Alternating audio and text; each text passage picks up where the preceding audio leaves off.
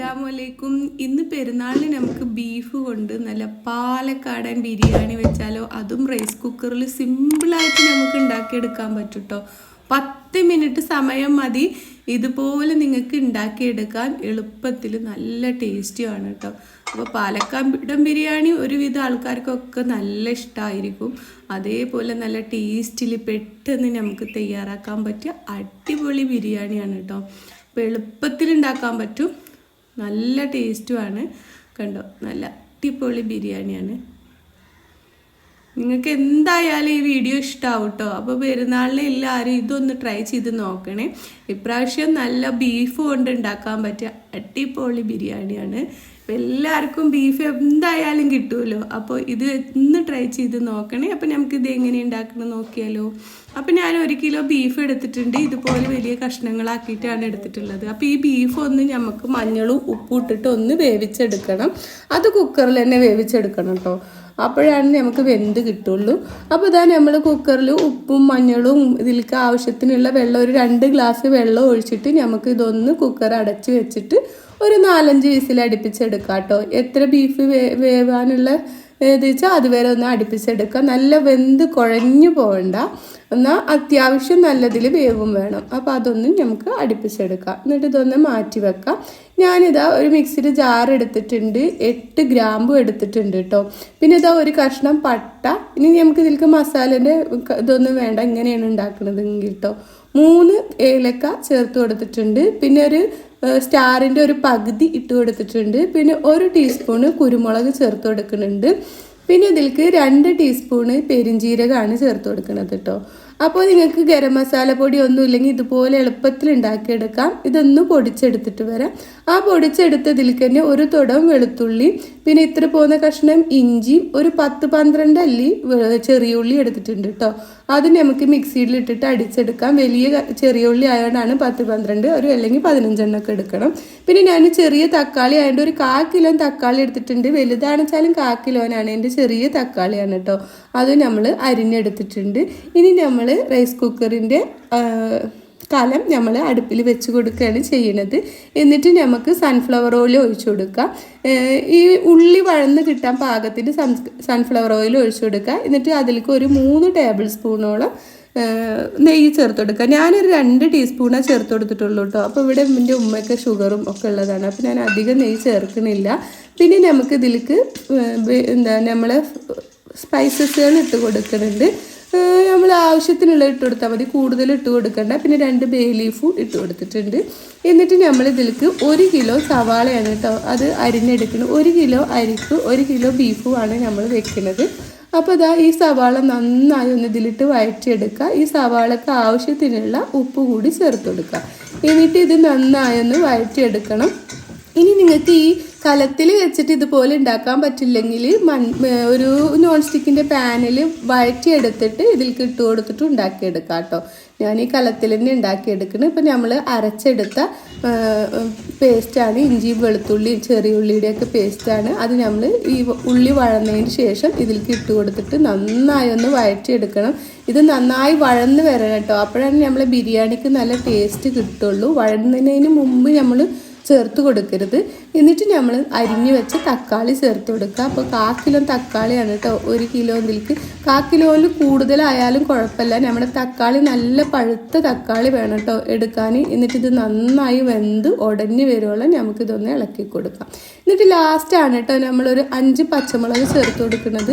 ഈ പച്ചമുളക് വഴന്ന് വരേണ്ട ആവശ്യമില്ല കേട്ടോ. ഇതിൽ കടന്ന് വെന്തിട്ട് ഇങ്ങനെ ഉണ്ടായാൽ മതി.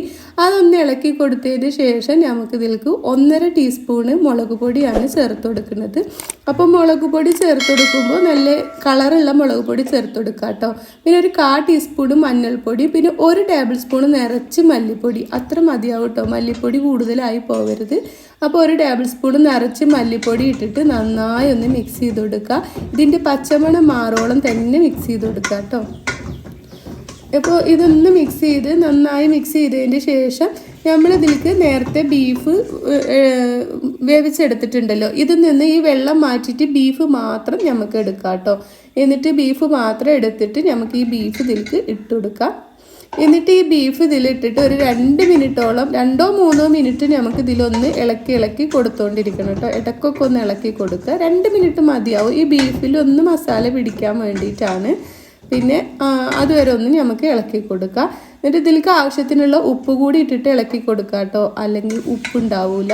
നമ്മൾ ബീഫിലും നമ്മൾ ഉള്ളി വഴന്ന് വരാൻ മാത്രമാണ് ഉപ്പ് ഇട്ടിട്ടുള്ളൂ. എന്നിട്ട് 2 മിനിറ്റ് കഴിഞ്ഞതിന് ശേഷം ഒരു 1.5 നാരങ്ങ പിഴിഞ്ഞെടുത്തിട്ടുണ്ട് കേട്ടോ. ഈ നാരങ്ങ സ്കിപ്പ് ചെയ്യരുത് കേട്ടോ. നമുക്ക് ഇതിലേക്ക് തക്കാളിയുടെ ഈ നാരങ്ങയുടെ ഒക്കെ ഒരു പുളി വേണം. ഈ നാരങ്ങ ഇല്ലാത്തവർ ഒരു 1/2 കപ്പ് തൈര് ചേർത്ത് കൊടുത്താലും മതി കേട്ടോ. എന്നിട്ട് നന്നായി മിക്സ് ചെയ്തിട്ടുണ്ട്. ഇപ്പം നമ്മൾ അരി ഇതുപോലെ അളന്നെടുത്തിക്കണം ഒരു പാത്രത്തിൽ. അപ്പോൾ കൈമാ റൈസ് അരിയാണ് കേട്ടോ ഞാൻ എടുത്തിട്ടുള്ളത്, അല്ല ജീരകശാല അരി. ഇത് നമുക്ക് കഴുകി വൃത്തിയാക്കിയിട്ട് വരാം. അപ്പോൾ ആ പാത്രത്തിൽ തന്നെ 2 പാത്രം വെള്ളമാണ് നമ്മൾ ഒഴിച്ചു കൊടുക്കുന്നത് കേട്ടോ. അപ്പോൾ ആദ്യം ഒരു പാത്രം വെള്ളം ഒഴിച്ചു കൊടുത്തിട്ട് പിന്നെ നമ്മൾ ബീഫിൻ്റെ വെള്ളം ഉണ്ടല്ലോ അതും കൂട്ടിയിട്ട് ബാക്കി ഒരു പാത്രം കൂടി വെള്ളം ഒഴിച്ചു കൊടുക്കുക കേട്ടോ. ആ ബീഫിൻ്റെ വെള്ളം കളയരുത്, ഇതുപോലെ ഇതിൽ ഒഴിച്ചു കൊടുക്കുക തന്നെ വേണം കേട്ടോ.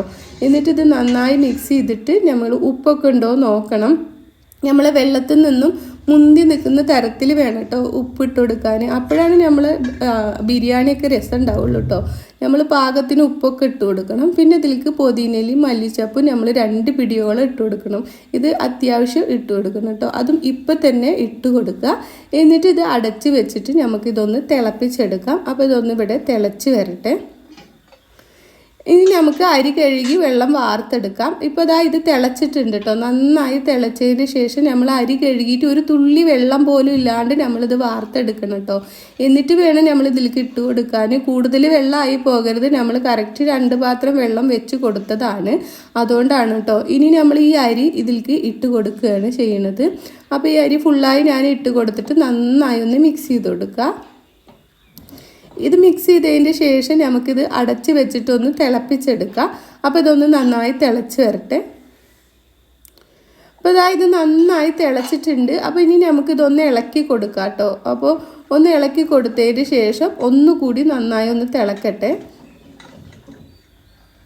അപ്പോൾ നമ്മളിത് മിക്സ് ചെയ്തിട്ടുണ്ട്. അപ്പോൾ നന്നായി തിളച്ചിട്ടുണ്ട്. ഇനി ഫ്ലെയിം ഓഫ് ചെയ്യുക കേട്ടോ. എന്നിട്ട് നമ്മളിത് റൈസ് കുക്കറിലേക്ക് ഇറക്കി വെച്ച് കൊടുക്കുകയാണ് കേട്ടോ ചെയ്യണത്. എന്നിട്ട് നമ്മൾ 1 മണിക്കൂർ നമ്മൾ എപ്പോഴാണോ സെർവ് ചെയ്യണത് അപ്പോൾ നമുക്ക് തുറന്നെടുത്താൽ മതി കേട്ടോ. 1 മണിക്കൂർ കഴിഞ്ഞതിന് ശേഷം കേട്ടോ. എന്നിട്ട് എപ്പോൾ വേണമെങ്കിലും തുറന്നെടുക്കുക, വേവേറി പോകുമൊന്നുമില്ല കേട്ടോ. ഞാനിത് രാത്രി അത്താഴം വരെ ഇതുപോലെയാണ് വെച്ചിട്ടുണ്ടായിരുന്നത് കേട്ടോ. നമ്മൾ അറഫ നോമ്പിൻ്റെ ആണ് ഞാനിത് ഉണ്ടാക്കിയത്. അപ്പോൾ നമ്മൾ വെന്ത് കിട്ടിയിട്ടുണ്ട് കണ്ടോ. നല്ല അടിപൊളി ബിരിയാണിയാണ്. 1 മണിക്കൂർ കഴിഞ്ഞതിന് ശേഷമാണ് കേട്ടോ ഞാനിത് തുറന്നെടുത്തിട്ടുള്ളത്. ഇതുപോലെ തന്നെ നമുക്ക് ചൂടോടെ ഇരിക്കാൻ ഇതിൽ തന്നെ വെച്ച് അടച്ചു വെച്ചാൽ മതി കേട്ടോ. എന്നിട്ട് നന്നായി മിക്സ് ചെയ്ത് കൊടുക്കുക കണ്ടോ. നന്നായി വെന്തിട്ടുണ്ട് കേട്ടോ. നമ്മൾ ചോറ് നല്ല ചൂടാണ് കണ്ടോ, നല്ല വെന്തിട്ടുണ്ട്. അപ്പോൾ നമ്മൾ ഇങ്ങനെ വെക്കുമ്പോൾ ചോറ് നന്നായി വേവണം കേട്ടോ, അപ്പോഴാണ് നല്ല ടേസ്റ്റ് ഉണ്ടാവുക. അപ്പോൾ ചോറൊക്കെ നന്നായി വെന്തിട്ടുണ്ട്. അപ്പോൾ നമുക്കിത് ഇനി സെർവ് ചെയ്യാം. അപ്പോൾ നല്ലൊരു വീഡിയോയുമായി വീണ്ടും കാണാം. അസ്സലാമു അലൈക്കും.